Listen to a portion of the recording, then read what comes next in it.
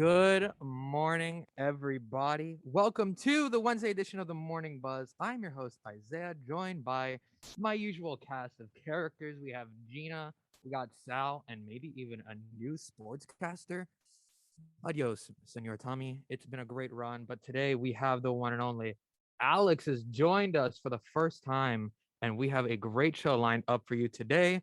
We have to talk about things like, I don't know, the elections that are going on around the world, not really, but in the States, primarily in New Jersey, Virginia, New York, all those fun things you need to know. We'll talk about a little bit later in the show. We also have some COVID vaccination information because who doesn't love COVID in the morning?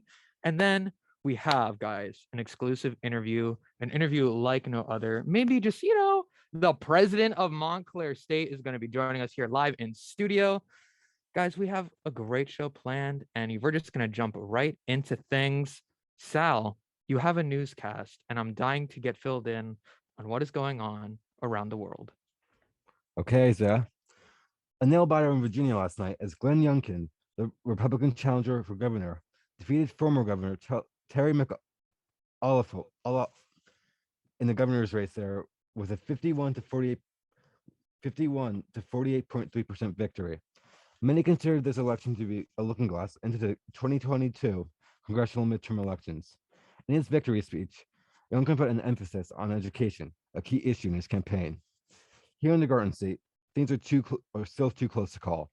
As of right now, Republican challenger Jack Ciattarelli is up above Democratic incumbent Governor Phil Murphy by a mere 1,193 votes.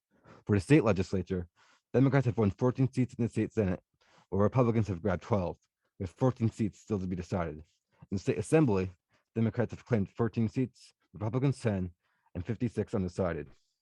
In MSU news, student voter participation here in 2020 was at 71%, 5% higher than the national average for university student bodies. Montclair State's rate rose from over 53% in 2016, making that a 17-point increase. This dramatic jump is thanks to the efforts of the Office of Civic and Voter Engagement on campus. The center aims to make students more responsible citizens. And in terms of weather, today we have a high of 53 and a low of 34. It'll be sunny with a humidity level of 78%. We have good air quality with the air quality index of 35. You know, Isaiah, it's getting colder and colder, and I can't help but think what you have to say about Sal, this. first off, I have to say the commitment to that burr in your newscast was very just not believable. I need you to work on that acting performance. You really just went burr. It will be sunny. No, it was funny. I'm disgusted by this weather. Dude, got into my car this morning at 5:20-ish as I normally do.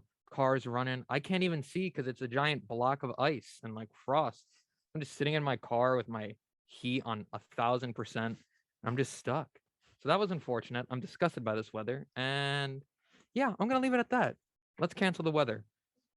We have a new host on this show. Weeks ago, we introduced Gina. She's been killing it. Last week, we heard the last words from Tommy, never to be heard from again. But this week, we have Alex Braun. Alex, the sports world's kicking. We need to know what's going on. Alex, please unmute your Zoom. There we go. Thank you. All right. Sports. Hi, I'm Alex. I'm new to Wednesday. We kick off sports with Braves. The Atlanta Braves becoming the World Series champions in Game 6. The Atlanta Braves defeated the Houston Astros 7-0. Congrats to the Braves on becoming the World Series champion since 1995. In NFL news, the Las Vegas Raiders wide receiver Henry Ruggs III was released from the hospital to a Las Vegas jail until court appearance on Wednesday. Multiple felonies have been charged after the crash left the woman dead. In college football, the football rankings are Georgia is in first, Alabama is in second, Michigan State is in fourth, Oregon is in fifth, and Ohio State Oh, my bad. Ohio State is fifth, and Cincinnati is sixth.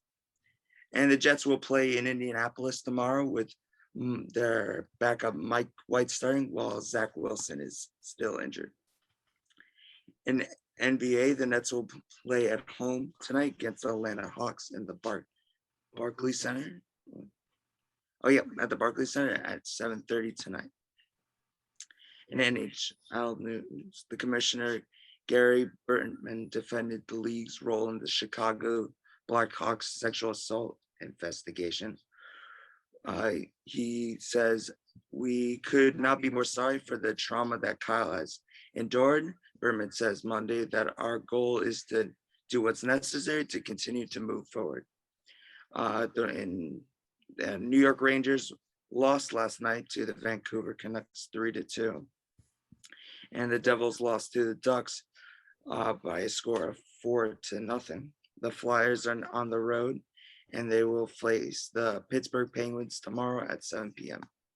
In Montclair sports, the women's soccer team lost to Rowan 1-0, bumping them from the NJAC tournament. And men's soccer is facing Rowan tonight in the semifinals of the NJAC tournament, and they will play at 7 p.m. on Montclair soccer field.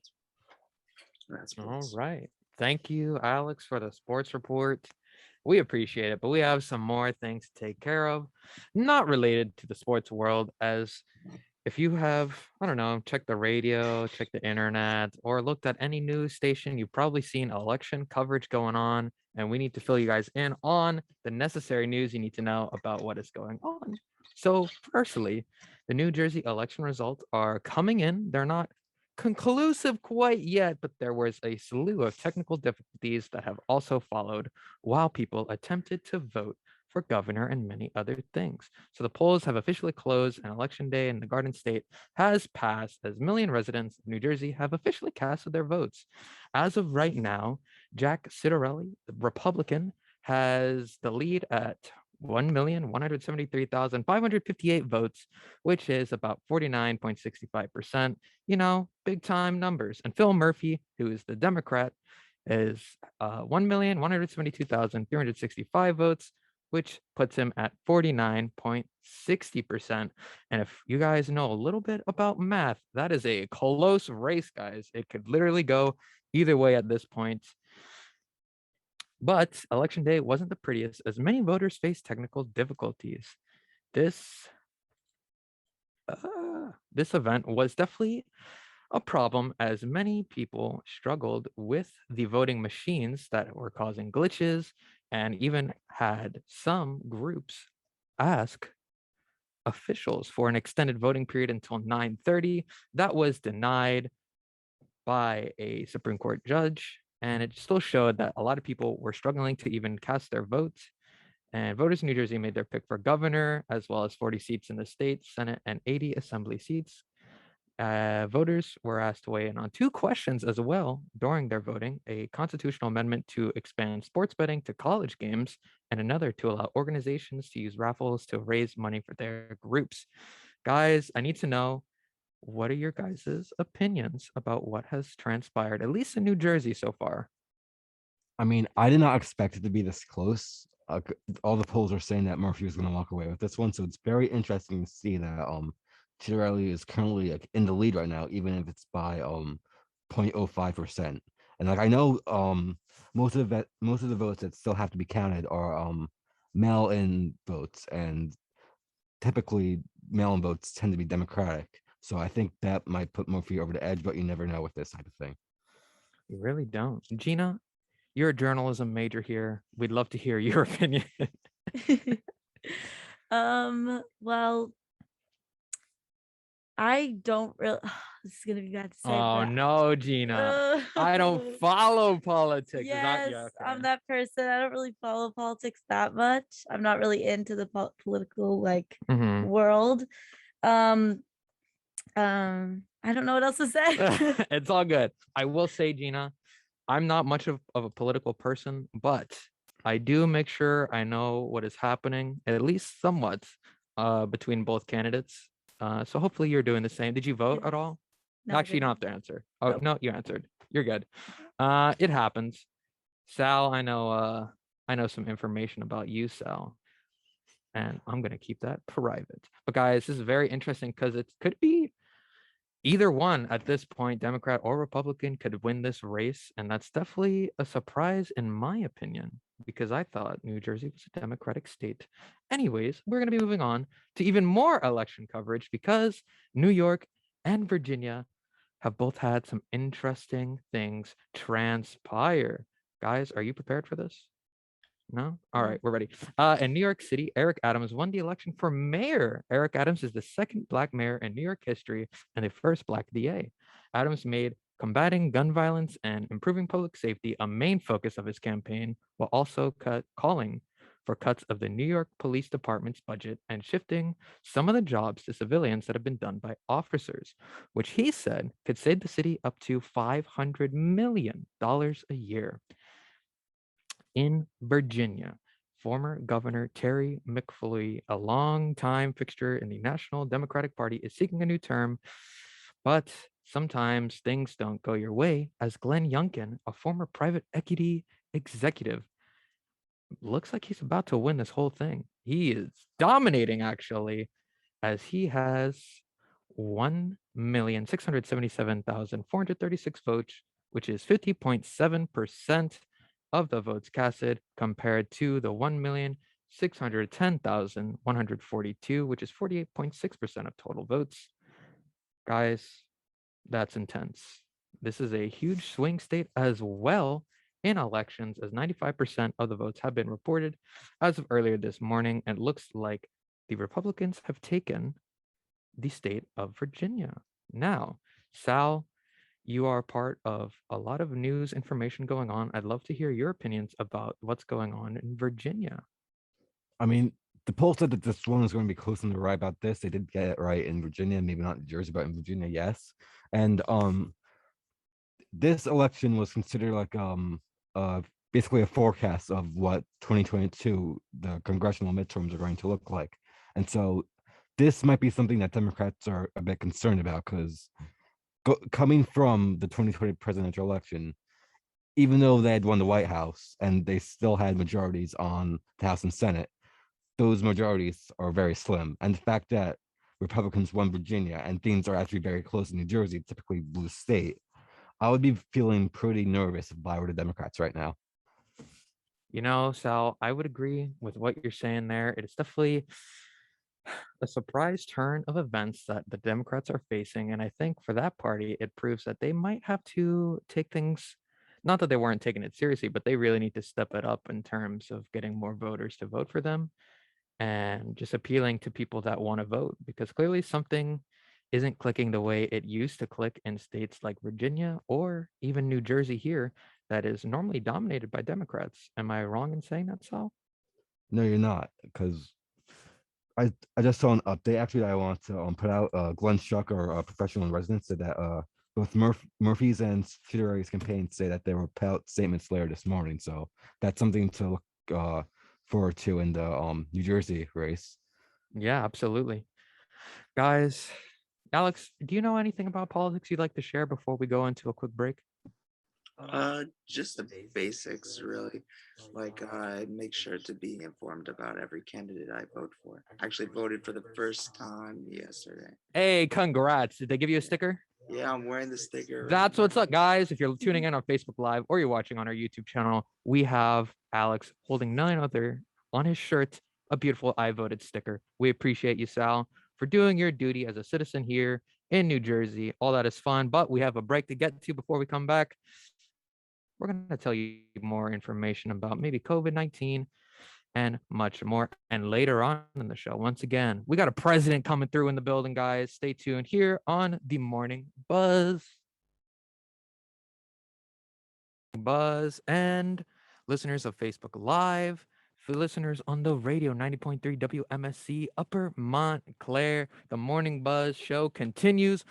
Guys, we have more things, more information, more news to share with you before we get to our main event in hour one with the interview with the president of Montclair State. The U.S. has given final clearance to COVID-19 shots for kids ages 5 to 11.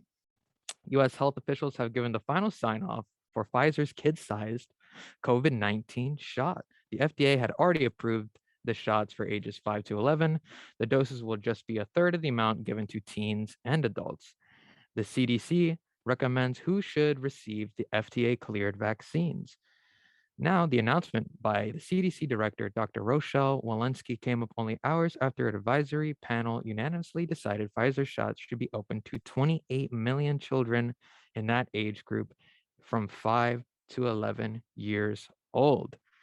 Guys, this is huge news in terms of vaccination rates and just the opportunity for children to get vaccinations. What are you guys thinking about this?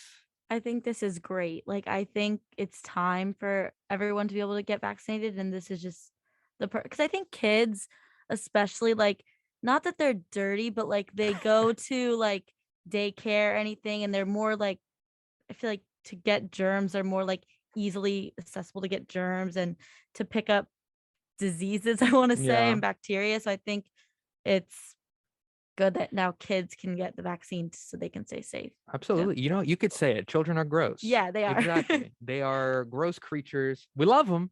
They're a little gross. Sal, do you have any kids? No, I'm kidding. What do you think about this, Sal? No, I think it's a very good thing because, like Gina was saying, kids are more exposed to the germs out there. Even if we've seen that they're either asymptomatic or mildly symptomatic to COVID, still like they can still maybe pass it on, or in some cases they can get sick. So I think that's a good next step in terms of protection.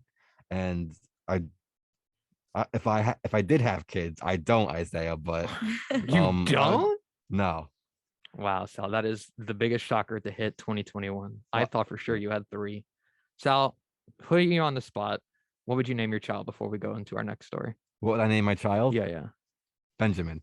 Benjamin? Wow, Benjamin? Why Benjamin? I don't know. I just like the name Ben. Okay. Gina, quick question. Maybe Grayson, Grayson. if I had a son. I don't know if I trust a Grayson.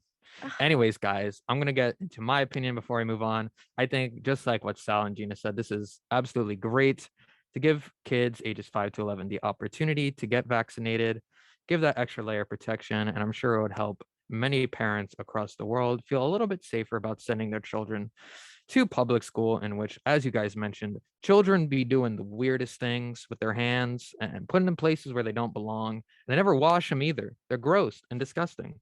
I think we should put a ban on children. Yeah, I said it. No, I'm kidding. We're going to move on to our next story as more COVID-related stuff in New Jersey, as the death toll has topped 28,000 with another 24 fatalities and 1,001 cases. New Jersey has reported another 1,001 COVID-19 cases, as well as the 24 deaths, as previously mentioned, as the Garden State has now reported 28,004 total coronavirus deaths in nearly 20 months since the start of the COVID-19 outbreak in New Jersey. 25,188 deaths have been confirmed COVID-19 as the cause of death, and 2,816 are considered probable fatalities. The state's probable death count is revised weekly. New Jersey has the third most coronavirus deaths per capita in the US, trailing only Mississippi and Alabama. Despite the staggering milestone, New Jersey has seen its coronavirus numbers improving as of late.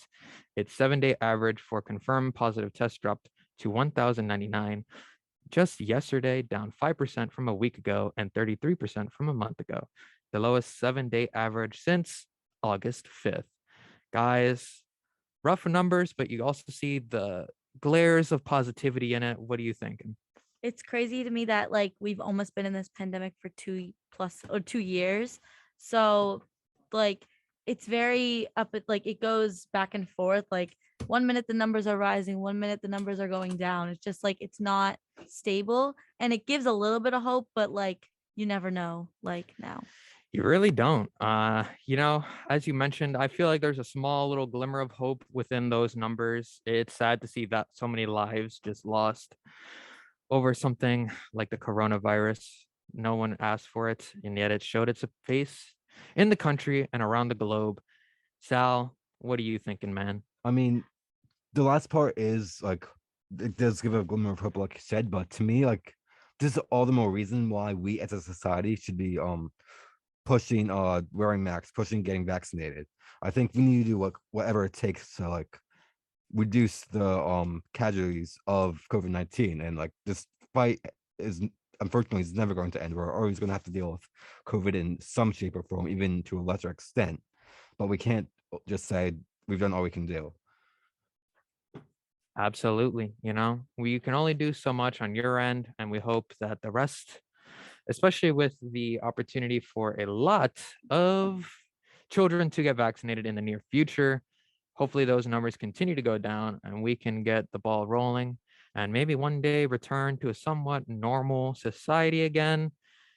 I'm getting tired of wearing these masks, especially in this studio. It is at least 90 degrees. Once again, I like hot weather, guys.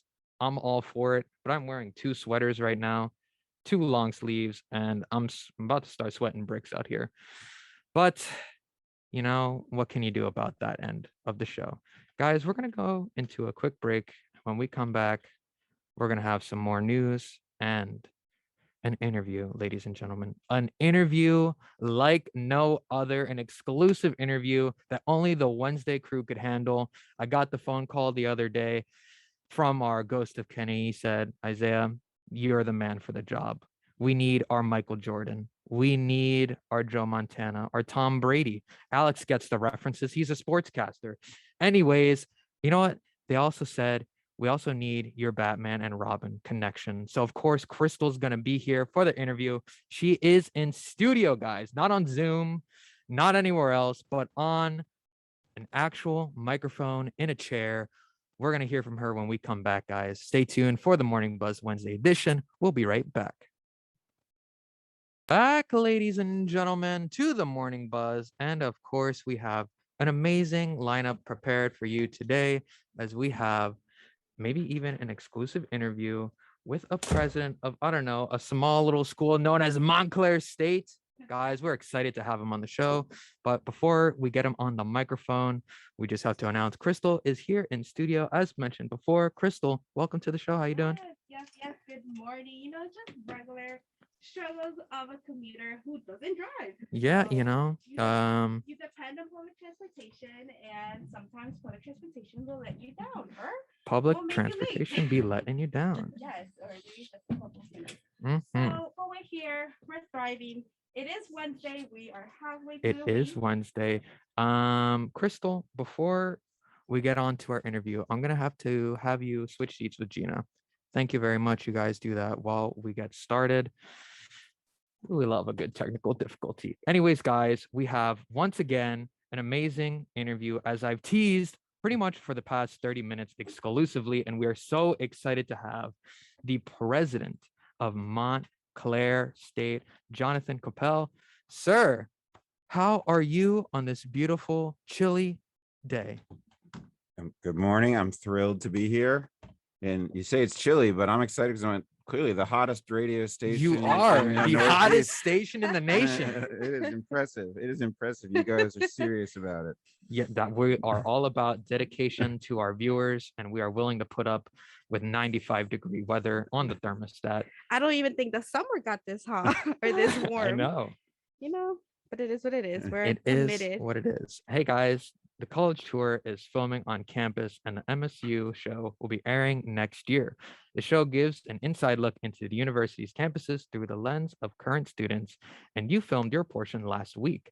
How exciting is this, and is there a correlation between universities being on the show and an increase in numbers of applications? Well, the college tour is a really good show. If you guys haven't seen it, it's a little late for you. You guys have already chosen. So hopefully you don't look at the other schools and be like, God, I could have gone there. But what it is a way of people getting a glimpse at life on different campuses as they're making the show. Actually, you talked about being a commuter. Not everybody can afford to go flying around the country and look at universities. And so the Right. college tour is a way to do that, sort of virtually. And I think it's going to be awesome. The producers, including the host, who's a guy named Alex Boylan, who got his start in media. So you guys are cutting your teeth here. He got started as the winner of Survivor. Wow. And you would appreciate it. He was saying he was on the show and he was supposed to be competing, but he just wanted to ask the producers questions and how's it working and what are you doing, and he just caught the bug and has been in television since. And he had this idea from his niece to show off the campuses because she was trying to figure out where she wanted to go to college. So we did this segment here. I'll tell you, they said, first of all, they were blown away by how beautiful our campus was, and they just loved it. And they said this is easily in the top 2% of schools that they've seen, and they just felt that the vibe was so positive, the energy was good, that it stood out even from going around to universities. That's what they do. So I was pretty pumped about that, and I do know that these things really show off the university well. It so happens that I was at ASU when they did, I think it was the second episode or the third episode, they did ASU, and it really was great. The students did a great job of presenting the university, and that's what really came through. And they said, same deal, Montclair is going to show off great. What's it going to do? I don't know. We have anecdotal evidence, not like hard data, that at least one of the schools, for the first time after it aired, they got applications from all 50 states. It was reaching a whole new range of students. I think that this is going to open people's eyes to Montclair State University in a way that it didn't before, and they'll learn things like, we have this awesome award-winning radio station that is literally, among the very best in the nation. And I don't think people necessarily know that because they don't know that there's this thing called Montclair State University. But that's the truth, right? They just don't know. And so once their eyes are opened, I think that, whoa, I ask a lot of people, why did you come here? And like, well, I didn't know anything about it. And then I started reading about it and it was awesome. And so I came. And so I think this is going to change people's awareness. And I think that's the biggest hump for us, is just getting people aware. And once they see all there is to do here, they're in. Yeah, I agree. Absolutely. I think that you said that people don't really know about Montclair, and I agree, because sometimes when you go on Google and you put MSU, you get Michigan State, and you don't get like actual Montclair State. So I would actually have to like put Montclair State University, but I think that's fantastic. And going along how beautiful our campus is, MSU has a long history of lifers, meaning people who attend MSU and love it so much that they find a job on campus. We know this is only your third month as president, but in this short time, can you talk about what makes our university so special that it fosters this environment of people wanting to make MSU part of their everyday life after graduation? Well, I'm not an expert on that, but I've certainly seen what you're talking about. I mean, I meet people who are like, I came as a student and I've been here for the last 25 years. You see it, and it's not restricted to one part of the campus or one unit or anything like that. It's all over the place.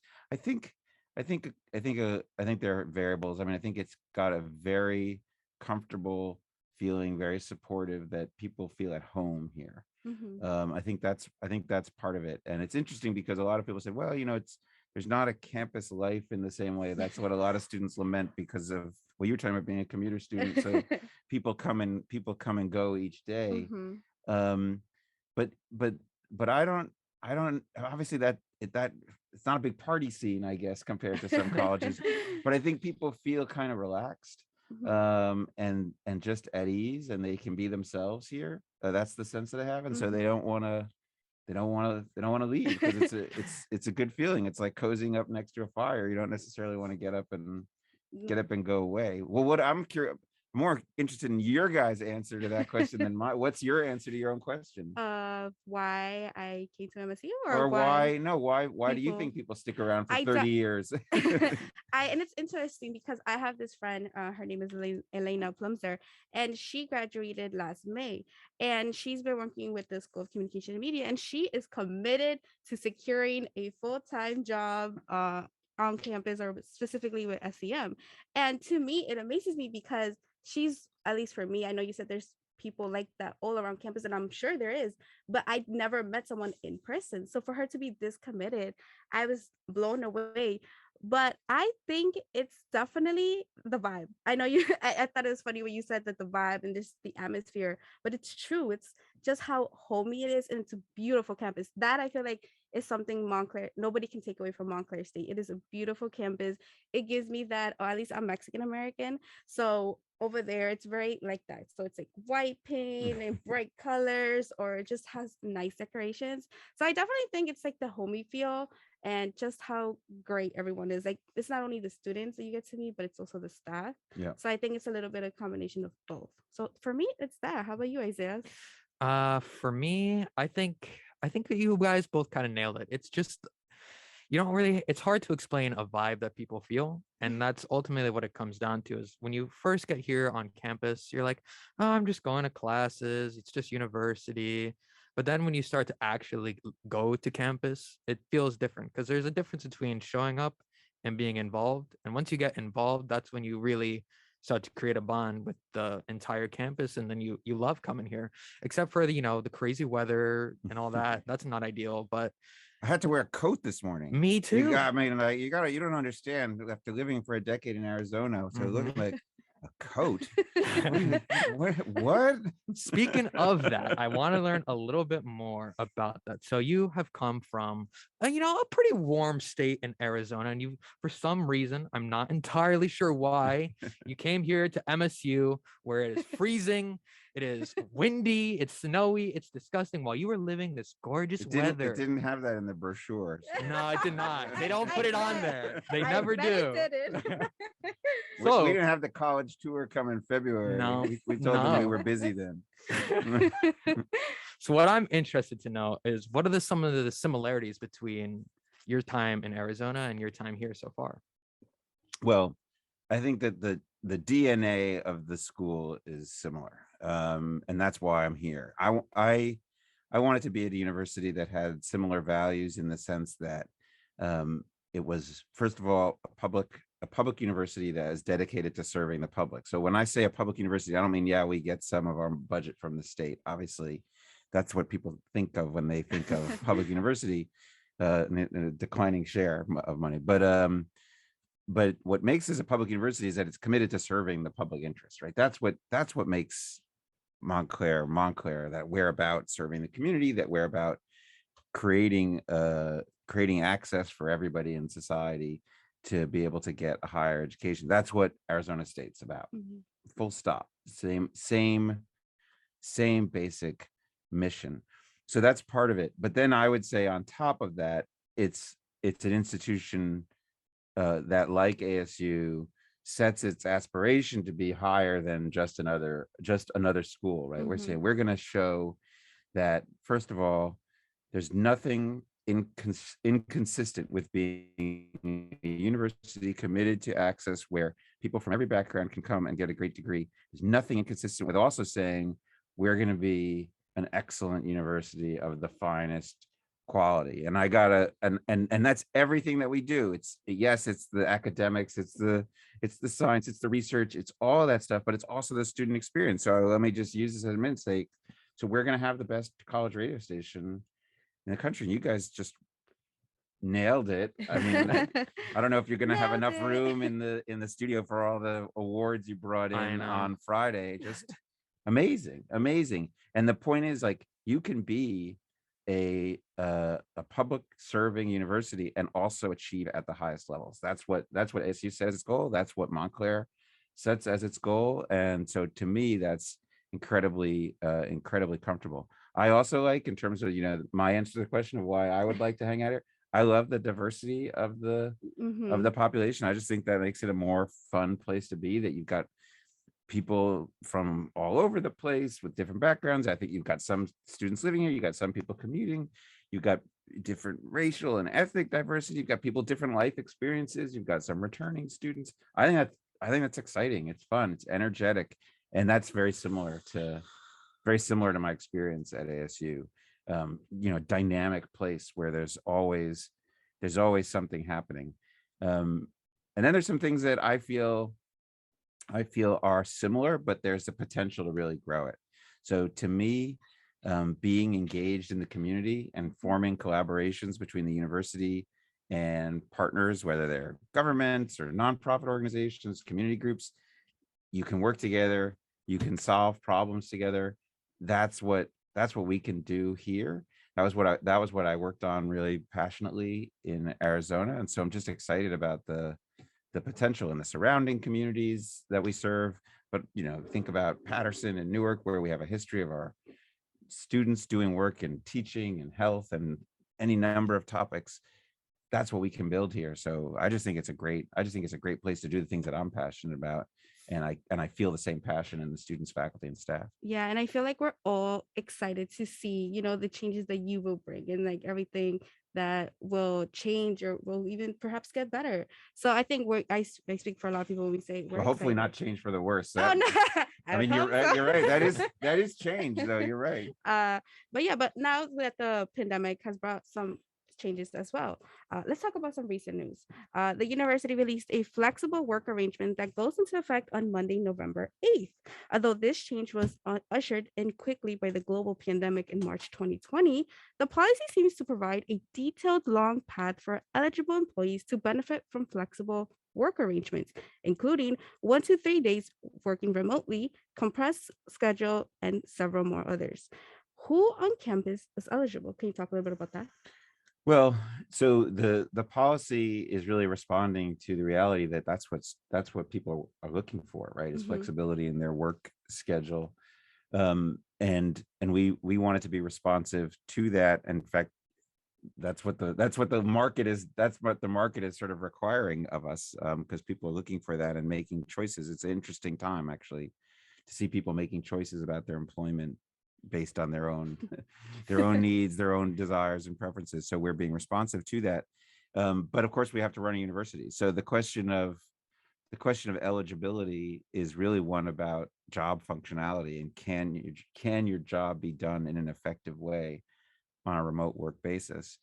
So there's no uniform answer. It's not like I can tell you everybody above pay grade, whatever, or it really comes down to the nature of the job and can it be done in a remote way. And quite frankly, that's not even something that's fixed. You might think that it can be done remotely and it doesn't work out, or the opposite, right? You might come up with some way to do a job that you hadn't thought of, in one way or another. In fact, even the same jobs are challenging, because it goes back to the variation among our students. Not everybody has access to the same technology. Not everybody has, and you all know this, you lived through the pandemic. Not everybody had the same bandwidth to do their classes on Zoom. Not everybody even has a quiet room in their house where they can close the door and do a class together. So that means that you can't presume that the jobs that are done on campus can be done that way. So can some people do advising on Zoom? Yes. Can you have all your advisors only available for remote advising? No. Right. So then you say, well, is that a job that's subject to remote work? It's like, yes, somewhat. But there's no generic answer to that question. I think this is something that we're going to be working through, right, to figure out how to optimize it, so that the university can still work at the highest level, but we're meeting staff where they need to be to manage their lives. Right. And Absolutely. are there any drawbacks? I'm curious. Like, I know that we talked a little bit about like the good stuff that may come from this policy, but is there any drawbacks from it? Yeah, well, let's get back to what you said you like about the campus. It's the culture, it's the feeling. So the question is that is that something that can be maintained when people are increasingly working away from the campus? Do you still have that same homey feeling when people are on Zoom and not interacting face to face? I think one of the things that happened during the pandemic was a lot of people said, see, this is fine, like we've all been working at home and we can do this. And it's like, well, wait a second though. You were working together in the same office for 5 years Mhm. before you went remote.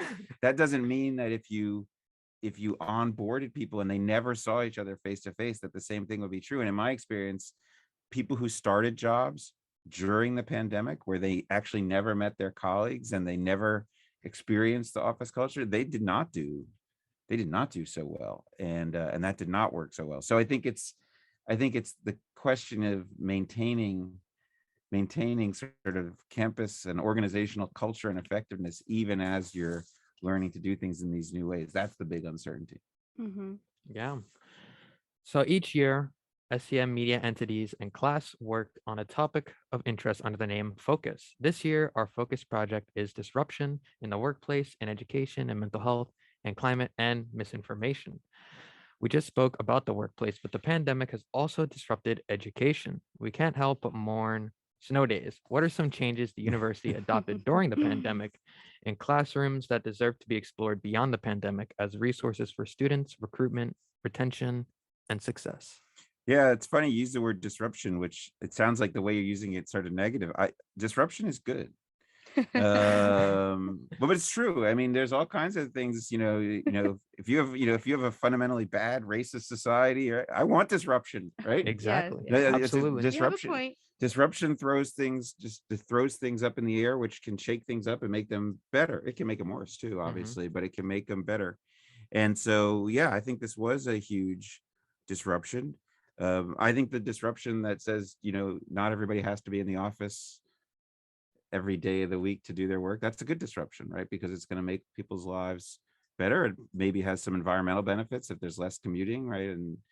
And so there's a lot of things there. I think that the disruption to the educational sort of system is going to end up being a huge positive, because we learned that there are lots of different ways that people can interact with each other, can interact with faculty, can interact educationally, and still get good outcomes. And I think we're at the very beginning. We're like, that fish that's starting to crawl out of the slime, in terms of how we start to use these new techniques, right?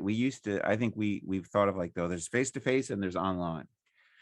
And now it's like, well, why can't we mix these things together a little bit more? And why can't we, instead of saying, well, we're going to go all Zoom, what if we had Zoom once in a while? And what if we had classes that were structured where some of it was in person, some of it was remote?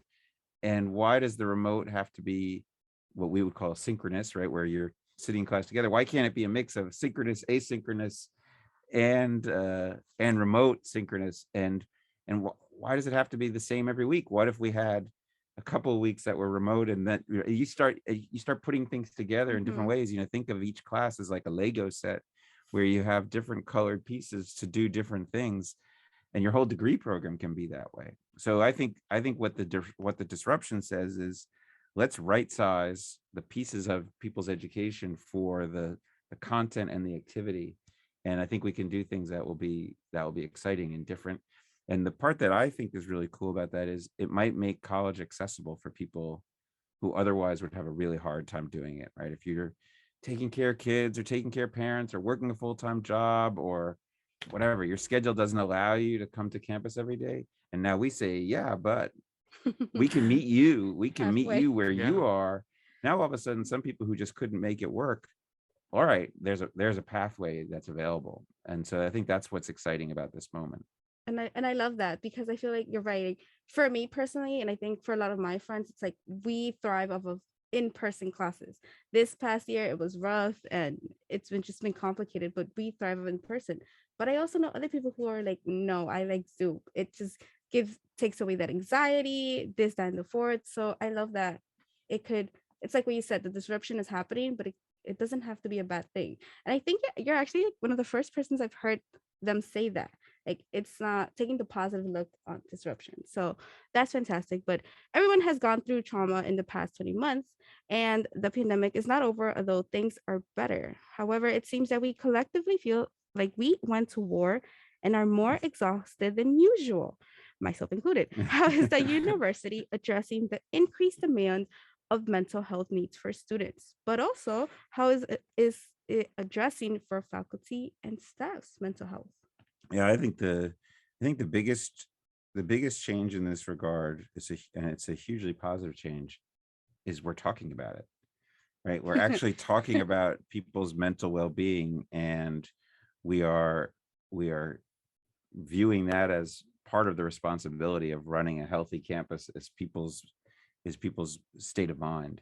And that's dramatically new and different compared, even in my lifetime. I'm not that old, and where that was not something that would be talked about. And the other part that I think is interesting about it, is that students, and this is to great credit of I'll talk about an old person thing to say, but of your generation, but I think it's true to students are totally fine saying like, yeah, we want more help, we want more counseling, that was, I don't remember ever hearing a student say that when I was in college. And Mhm. so I think that's great. I think we have to figure out how to get the resources available to meet students. It's not easy, like everything else.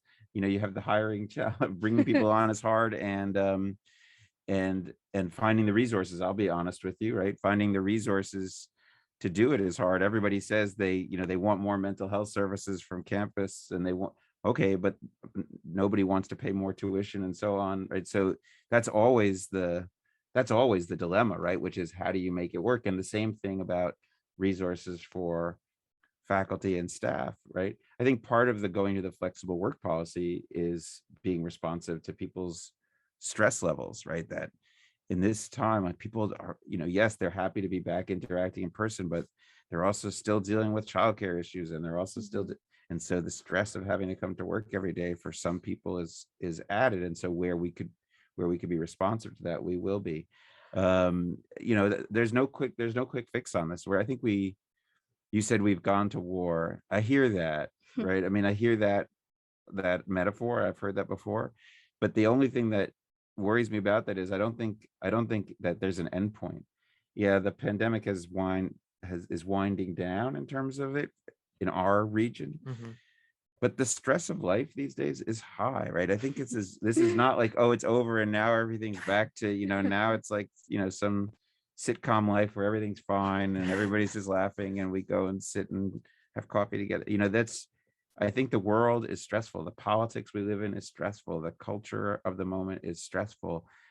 And so ultimately, I think what we're going to have to do is add to the education part of it, which is tools to manage that. And to learn together, myself included, how to just deal with a heightened level of anxiety and sort of agitation in daily life. And that's part of what you can gain from being here at Montclair, is those tools. And I think we need to build that into the experience. Yeah. Absolutely. I have a white hair. The other day I was looking at my hair and I got a white Same. hair, and I was like, "Wow, I'm stressed." This is the result of being stressed. So I can't even imagine. I started doing yoga. I Nice. think that's more exercise to me, but I think Okay. I actually feel like that has some mental benefit. I didn't do it for that, but now, like, I get it. So yeah, we each have to find our own. We got to find our own thing. I agree, I 1000%. think a streak of white hair would look cool though. It's somewhere in there. I Trust don't me. know. I've had it for quite some time. It is not a good look. Not at all. But moving on, in regards to climate, we are all experiencing crazy weather events at a faster rate than in the past. The university's green teams address a number of community issues related to the environment and climate change. However, being a big commuter school means there are plenty of individual cars traveling to and from campus. Only one needs to be on Clove Road at 8-ish a.m. or between 4 and 6 p.m. to make it 20 minutes or even so when you leave campus. How can we all work to solve that problem? Yeah, the traffic situation. I'm aware of the traffic situation. Obviously, you'd have to. I do think it's partially going to get better when the construction on 46 and 3, when that's done. And I realize that's easy to say, it's a year out or something like that, but I do think that's part of the problem. All you have to do is go down there one time and see people, like, you know, with their knuckles white on the steering wheel, afraid to pull into 46. Yep. Because and everybody's terrified that they're going to get hit by, an 18-wheeler. And that slows things down considerably. But it is what it is, right? We have we've got a campus that's kind of landlocked in there, and cars are squeezing in and out, and we got a lot of people riding cars. So one is, to push for better ways that people can get here not in cars. So we've got one commuter, I heard you say. So I think that's important. Some of this accessing the campus in different ways is part of the deal. And honestly, this is a societal issue, right? We're not going to solve it if everybody's coming in a single car. I don't have a magic wand that's gonna, Right. until we have, flying cars that can come to campus, there's gonna be a squish to get people all on at the same time. I think we can do a better job of making the campus accessible by foot, so that people can, walk from lot 60 and those parking options are more appealing. But I'm not gonna sit here and tell you like I've got a big solution that somehow makes it possible for people to come in on a freeway to campus. There is no quick answer on that. I think we can push for more commuting options, and try and create methods by which students maybe can carpool together or figure out some sort of satellite option where that can help. But I don't think there's a magic bullet on this one. And it's funny, people talk about electric cars and those sorts of things, which I think are good, obviously, but it doesn't solve No. electric cars doesn't solve. Then you just have, you have a lot less, you have electric car traffic jam, but it's still a traffic jam. And even if we do get electric cars and it's better for the environment, it's not going to be better for traffic. No, exactly. And I know you mentioned that construction is like a huge or contributing factor of why there's so much traffic, but I've only been here, I think I'm going to 3 years now, but there's other people who've been here longer, and they said that construction on 46 has been going on for years. So if it's going on for years and there's been a traffic issue, it's getting worse, is there any other like solution we're working towards to try to Well, there's alleviate for that years congestion? there's been an attempt to create a different exit onto Valley Road so that not everything is dumping right onto Clove Road. That's gotten complicated. There's a whole history of back and forth with the town of Clifton about that. I saw. We haven't given up on that. So that I think that could help a little bit. But look, again, there's not. So if cars come out that way, then they go onto Valley Road. So if you guys know how this works, right? So if you come around Clove and turn left on Normal, where do you end up? Back there. Valley Road, right? So we are where we are. we there's nothing that we can do. We're not going to move the campus to adjacent to the New Jersey Turnpike to get better traffic flow. I think it's the nature of the beast. I think that we can work on some things maybe around scheduling to try and get people coming to campus at different times. I think the more, I mean, this is going to sound like a funny thing, but the more activities and reasons there are for people to hang out on campus, the more you can get varied arrival times, and so you don't have everybody crushing on the same commuting schedule. And so maybe there's some opportunities there. But look, Clove Road is not going to become a 4-lane in each direction road. Valley Road's not going to become a highway. Normal Avenue is Normal Avenue. So yes, there could be marginal things over the years about traffic lights and crossing areas and reduce, but fundamentally you're here to be on campus and to enjoy the environment, and it's not designed for maximum driving in and out efficiency. I don't think that's what we signed up for when we came here, right? And so I can't tell you that it's ever going to be the greatest. I will say this: traffic expands to meet the size of the roads that are provided. So there's no place like LA has a lot of big roads, right, with a lot of more lanes of traffic, and they still have traffic. So there's no quick fix that says, oh, well, if only we had more X, Y, and Z, we wouldn't have a problem. I just don't think it just doesn't work that way. Right. So what are you saying is that New Jersey traffic is part of the equation? Exactly. I think so. I think it's just I think it's a deal. Well, but I think it is. I must say, I grew up in New York, but I didn't realize that New Jersey is much more car centric even than my experience growing up in New York. I think we should probably invest in that magic wand of yours, and hopefully we'll get things going that way. But this is an alternative rock and talk radio station, and we must ask, what is in your playlist these days? So I'm totally quirky, and what I'm gonna say is totally true. That stuff gets in my head. So because I'm trying to become of the people, I'm listening to Bruce Springsteen's, his book, Born to Run.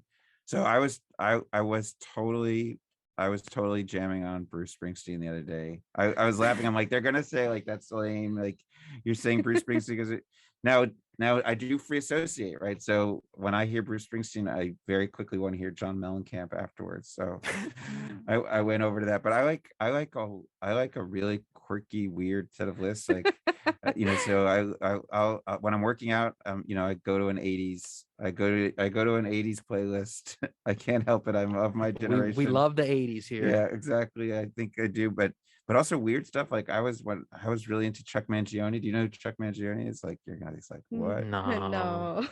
I see Annabelle is like, I know who that is. It's good. It's good. If you ever want to rock out to a flugelhorn playing some, I know you're thinking that all the time. Like, I don't hear enough flugelhorn in my life.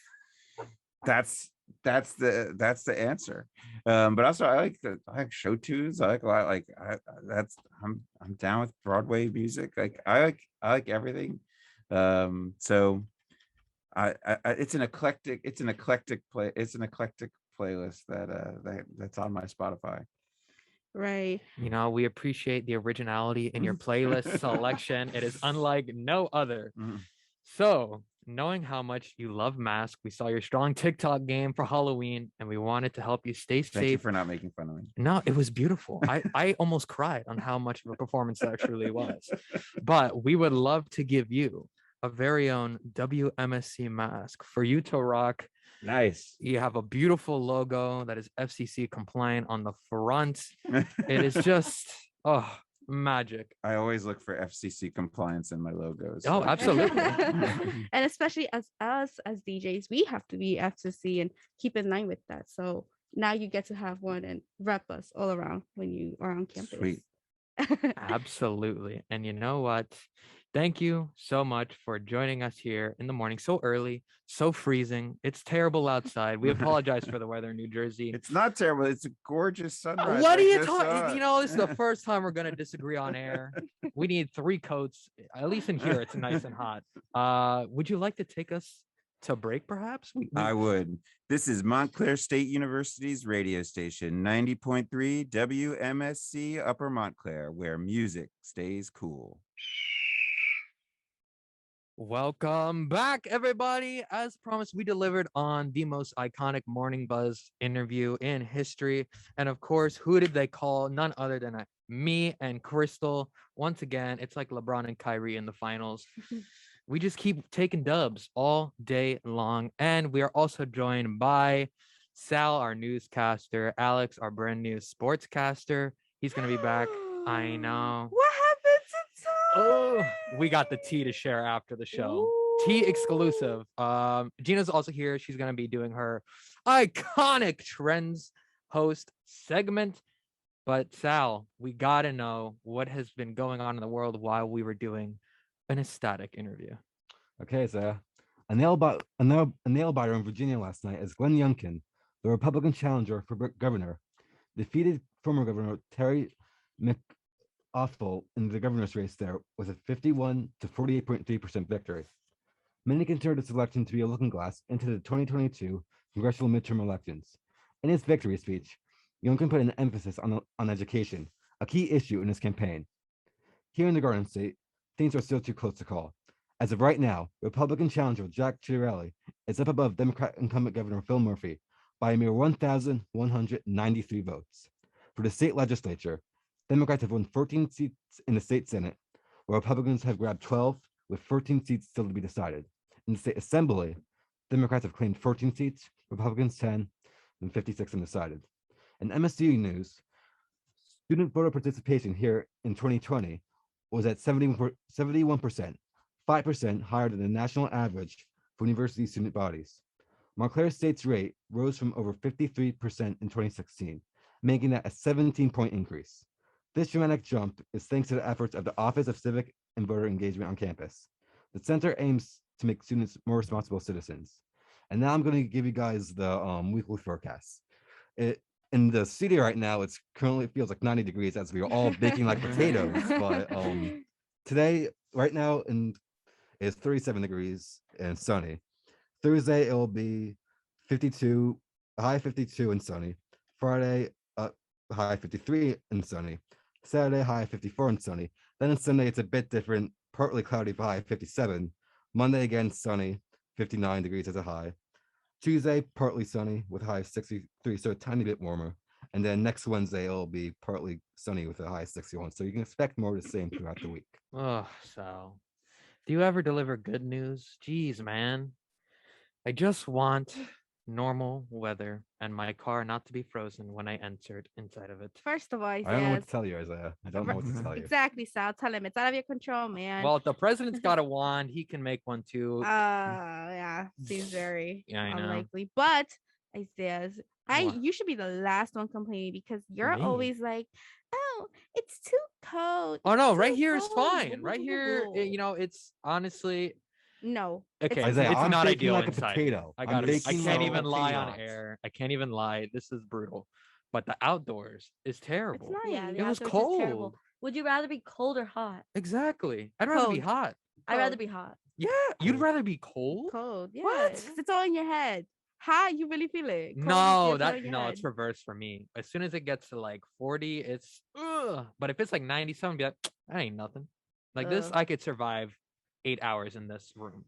I If just it don't was do 20 degrees in this room, I would die. Yeah. I don't Mhm. do well with Gina gets extremes. it. Like both out, like I'm not happy with how it is outside, but I'm not happy how it is with you. If I had to choose one, I honestly don't know. Wait, but before we move on to Gina's segment, I have a little story for you, like 5 seconds story. Okay, go for it. So you see how, and this is all for everyone who's not in this room or in the studio. It is super super warm. It is super super hot. It feels like it is like a good 90 degrees in here, and we are not being sarcastic, or we are not This is stretching it. real. But you know that back when I used to dorm at Rutgers University, I am a transfer student. I went to Rutgers University and I had a roommate who literally liked to sleep in this temperature that we are in right now. And I don't know about Wow. you, but I like to sleep cold. So Yeah. literally, she would crank up the heat super, super high. I would wake up, my back would be Whoa. dripping That's in the middle Did of the she night. use a blanket? That's Yes. disgusting. No Oh She my used God. yes, disgusting. yes, I promise you. It was crazy to me because I was like, bro, how can you even do it? Like, I don't even That's think it wild. was possible. And so, like, honestly, I'm just traumatized ever since. And like, I have to sleep Mm. cold. I have the window open when I sleep now in my dorm. Yes. Sometimes wow. that is necessary. Like in the middle of when it's snowing, you have to open that window. That's brutal. Yeah. It's not a good Sheesh. time.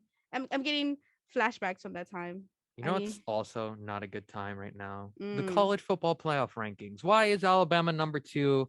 Alex, you gotta let us know what's going on in the sports world.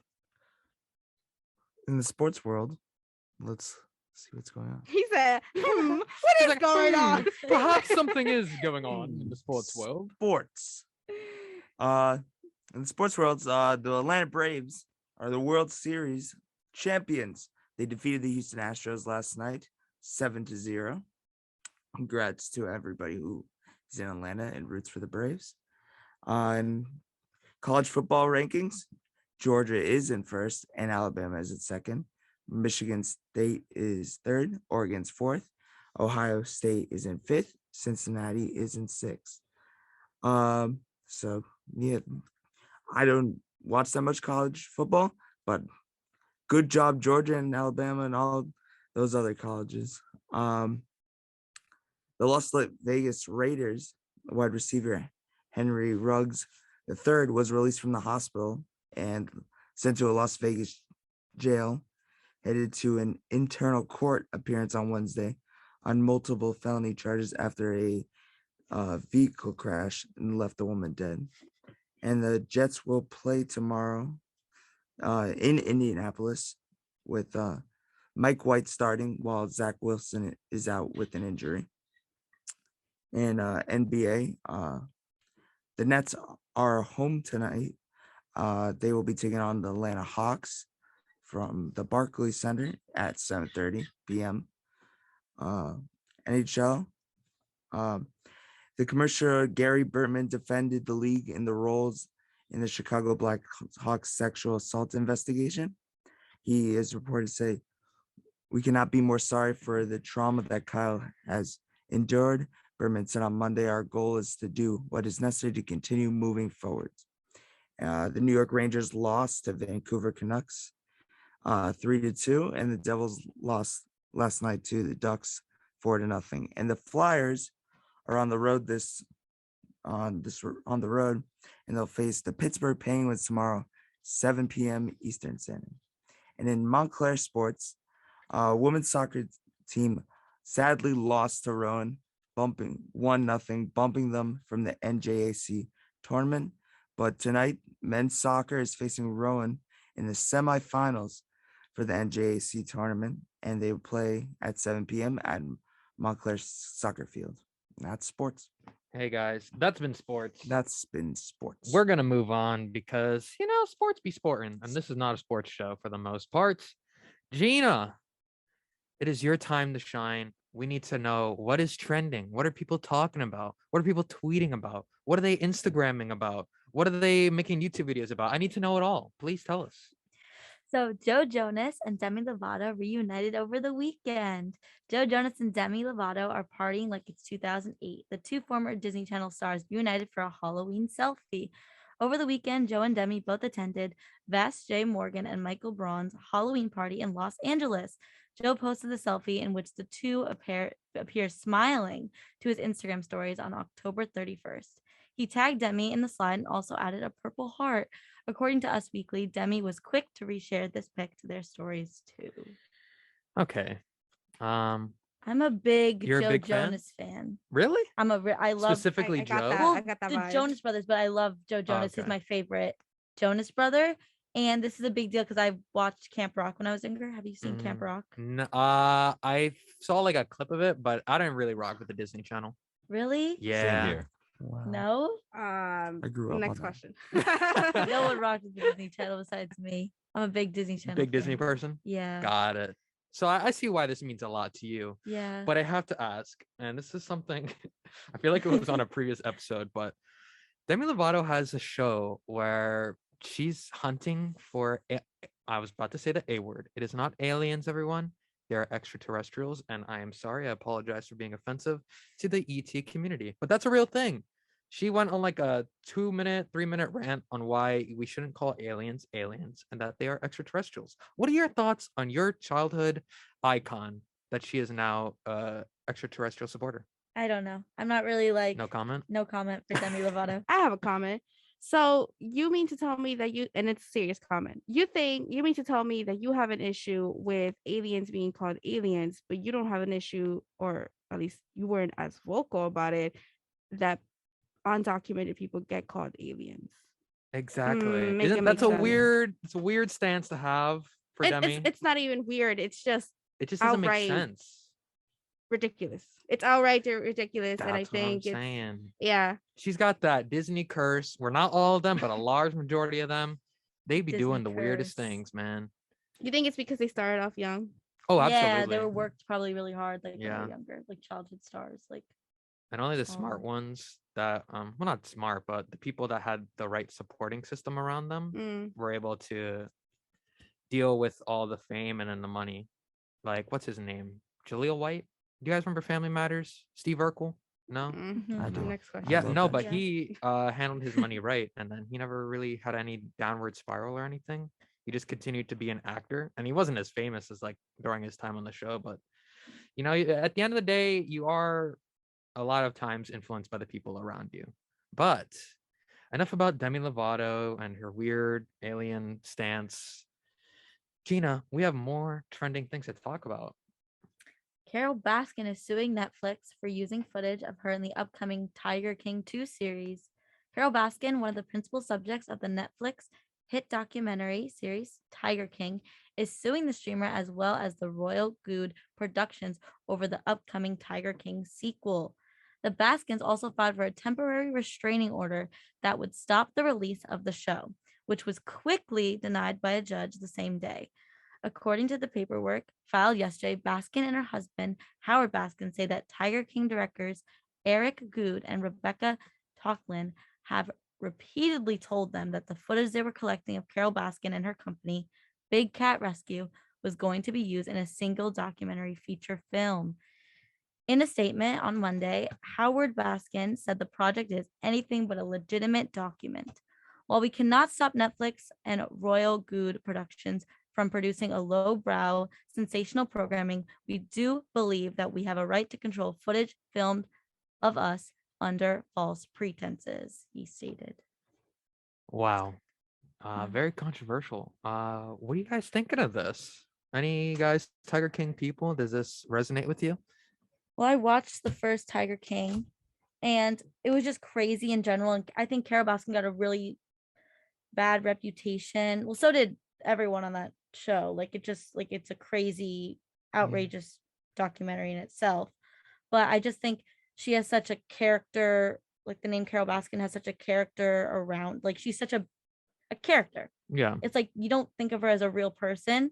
Like she was also, I know she was on Dancing with the Stars last season, Mhm. Carol Baskin, and it was kind of more of a joke that she was on because I don't think anyone takes her seriously. I don't know. I just feel like I don't know why they assumed that they were going to get their own documentary and then now they don't want to use any of the footage for Yeah. the That next. whole thing is very odd to me. But there's one question that as soon as you said it, it was just in my mind and I kept repeating.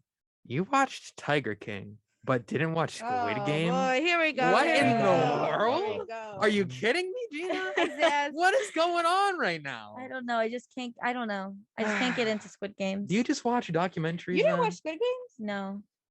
Damn, didn't Gina. either. I was trying to be on your I was- side. That's what I'm I was trying to be on saying. your I watched side, like Gina. 15 minutes of the first. I'll finish it. I just watched 15 minutes of the first episode. I don't know. And then you were watching it in Process. English too. Yeah. Gina, you I don't know. I How was your didn't watch- Halloween, Gina? 3 costumes? Did you Oh, wear yes, them all? yes. Wait, is this I the didn't first- get to wear them all. No? No, I only got to wear Why? 2 because only Friday, Saturday, Sunday I tired, didn't want to go She out. said, I raged. I raged Friday and Saturday. I could not She do could it not third even day. move on Sunday. Is that it? Am I right? Yeah. That's good though. It's good that you know where you gotta take it easy. Take it easy. Take it Yeah, slow. it was a homework day, just relax, you Mhm. know. Drink some Exactly. water, A recover. lot of water, a lot of water. electrolytes, Yes, a lot sir. of Gatorade. We know, Gina. Which ones did you wear though? I wore me and my roommate were fire and ice, Mhm. and then I was a fairy. Oh, we have to see Are you pictures after the the one show. costume that I wanted to Oh, the know space about was the cowgirl. space cowgirl, and you didn't even wear it. Crystal, do you know what a space cowgirl is? Have you I'm heard of it? assuming it's a cowgirl that's in space. Yeah, have you heard of it? Because I feel like every girl wore it for Halloween. I feel like I went to a party and every girl was that.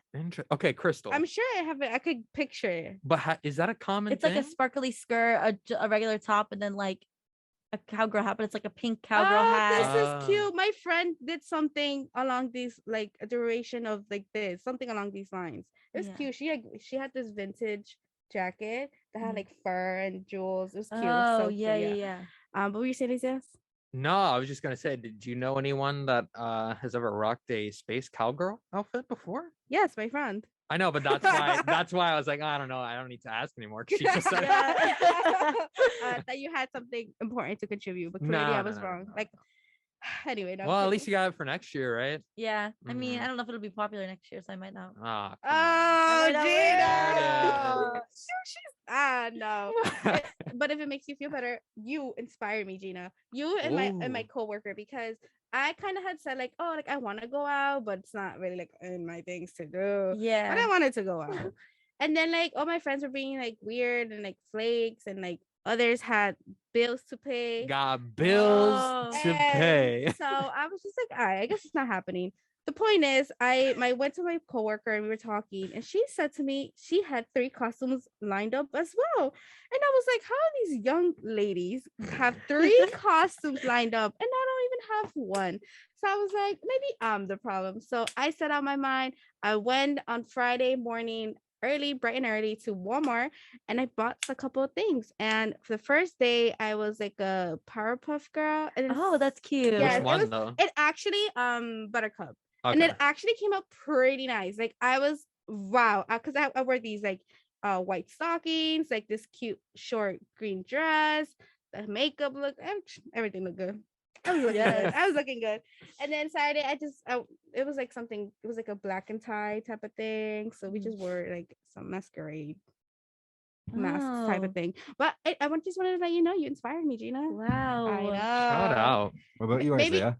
What about me? I as Cristal mentioned, I had bills to pay, man. I'm no, out here. Isaias You is didn't so. dress up. I, he is I had so- to work. No, he's like, I told him, hey, Isaias, why don't you do a spooky basket for your girlfriend?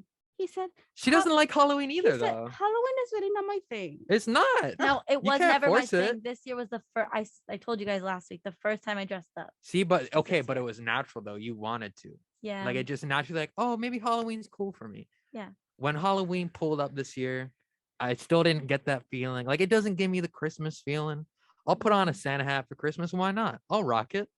But for Halloween, it's just it just doesn't do much for me. At But the yeah, radio party, you had a Harry Potter tie wrapped around your head like a banana. that's because Laura handed me a tie and a cape from Harry Potter, and yeah. That's that. You haven't watched Harry Potter, have And you? no, I've seen the Harry Potter. Oh, Okay, that fun was me. fact. That was just me. That was you. seen it. We are not the same person. Oh, Gina. okay. I've actually seen every Harry Potter movie, probably for no reason, at least 3 times, because both my sister and my mom are huge fans of the series. And if you don't know, on cable television for a long time, every weekend was like Harry Potter weekend for ABC Network or whatever. So it was always on. So naturally, I just know the whole concept of Harry Potter, and I wouldn't say I'm a fan. Most of the movies are not for me. It just happens to be on. I got problems with Daniel Radcliffe. I love Anyways. Harry Potter. I know. Okay, so Sal was a Harry Potter. Sal, what else did you dress as? That was it. Because like Halloween is actually my birthday, so on October Oh, 3rd. yeah. Birthday. Happy Yeah. birthday. So like on the actual day of Halloween, like my friends like it was so funny because like I first like got up and went out to breakfast, and my roommate texted me, "Are you at the dining hall?" I'm like, "Yes." Why? And my girlfriend had actually texted me that like 5 minutes prior. So I was like, maybe there's something going on, but like they were acting so nonchalant that like I didn't suspect You are anything. bad mouthing my boy, Daniel Radcliffe. And then- Myself to the sauna again just to fight you off. I say, how dare you? But that microphone, it doesn't have the thing. It's fine. I'm going to talk to you right here. Guys, What's your problem? we have an Uh-oh. exclusive with the one and Bye-bye. only general manager. I mean, I'm professional. always exclusive, Exclusive. to WMC, but, you know, I kind of get paid to do that. But yeah, what is your problem? Here's the thing. Throughout my whole life, I've always seen Daniel Radcliffe on all sizes of TVs. When we had a small little square TV, it was the DVDs of Daniel Radcliffe. Then when we evolved, we got a nice little flat screen TV. It was cool. I saw HD version of Daniel Radcliffe. Oh, I've grown up and seen Daniel Radcliffe from little baby boy to grown man. But the problem with Daniel Radcliffe is that I've seen too much of Daniel Radcliffe. So it's much like 21 Pilots. Oh, where here we Sal's, go. oh, I love 21 Pilots. I've seen too much of both of them, and I mm. need a break. So right now I got beef with Daniel Radcliffe, and you could blame my sister Alex. I'll give you her first name, Alex. Different last name, Rodriguez. Okay. And my mom, Ileana. This is out to you. Stop watching Harry Potter every weekend. It's Okay, not so okay. Alex and Eliana, my people, of course. You know, it's a great movie series. And we were talking with my daughter yesterday about how books sometimes, the movies don't make justice to the books. And this is one of those cases where you read the books and then you get to the movies and you're like, oh, wait, like Dumbledore, the funeral was different. And but then you think with your movie mind, and you realize that if they did that, the movie would have just ended there. It's kind of like the third installment of Lord of the Rings, but there's 17 endings at the end. Do you know what Too I'm much. talking about? Yeah. Anyway, like they should have ended when it was all happy. Like, what is there? This fade to black, back to like celebration, fade to black again, right? So there's certain things that movie directors do, and like Harry Potter was one of the movies that, despite the differences with the book, I loved, right? I loved. And I was not growing up with Daniel Radcliffe. I was already grown up, and I love that man. And I love him in Broadway plays. I saw him on, oh my gosh, what's the businessman? I saw him on a couple of plays, one where he danced his back. I said B-A-C-K off. Just clarifying, the accent over there. He was incredible. And he's not just Harry Potter. I know that, for this generation that grew up with him, it's like, oh my gosh, Harry Potter, but he is one of the best people out there. Super generous.